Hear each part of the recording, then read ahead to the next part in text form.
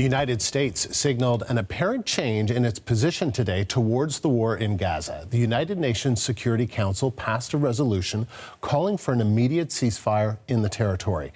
The U.S. has previously used its veto power to block similar resolutions previously, but today it simply abstained from voting. Abstention. The U.S. decision to abstain allowed the resolution to pass. Every other member of the Security Council voted in favor of it, including China and Russia. Journalist Sally Patterson is following developments in New York and joins us now live from the United Nations. So, Sally, what are the details in this resolution?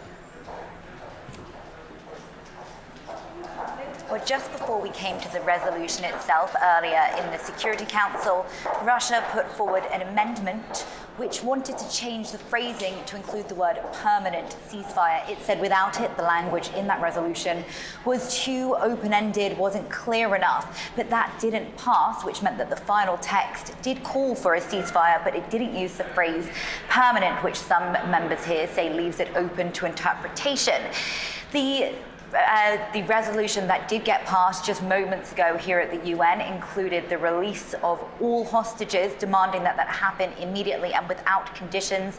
It also called for more aid and the barriers to aid to be removed so that vital medicine and food, life-saving support needed by Palestinians living in the Strip can get into those who need it most. This resolution has been in the works for several days. On Friday, we saw a different, similar text put in front of Security Council members. That one was backed by the United States, but it was vetoed by two permanent members, China and Russia. They accused the United States of dragging its feet for too long. They said that the time for action was now, and they accused it of actually, messing around, playing politics, and so they didn't pass that resolution. Earlier, we saw the United States not do the same in response. It did not veto that resolution from coming through, which meant their abstention allowed it to pass, and we've got one voice from the Security Council calling for an end to the fighting, at least for the month of Ramadan.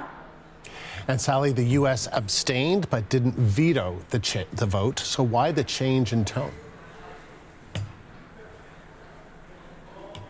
Well, we've seen what many are seeing as a growing rift between the United States and its close ally Israel in recent weeks. The U.S. did say that not everything in that resolution was exactly how it would have wanted. It condemned the fact that this resolution did not, for example, specifically condemn Hamas's attacks on October 7th. We heard in detail from the US's ambassador to the United Nations, Linda Thomas-Greenfield. Here's what she had to say. Colleagues, we appreciated the willingness of members of this council to take some of our edits and improve on this resolution. Still, certain key edits were ignored, including our request to add a condemnation of Hamas. And we did not agree with everything in the resolution. For that reason, we were unfortunately not able to vote yes. Now, earlier we heard from the Arab group to the United Nations speaking at the press stakeout just behind me, and what they said that this was crystal clear that Israel needs to stop its offensive, particularly a planned offensive in the city of Rafah in the south of the Gaza Strip. They said action must be taken now, and they said without it, the international community, because of this new resolution, could take action, including sanctions or even military action if push came to shove.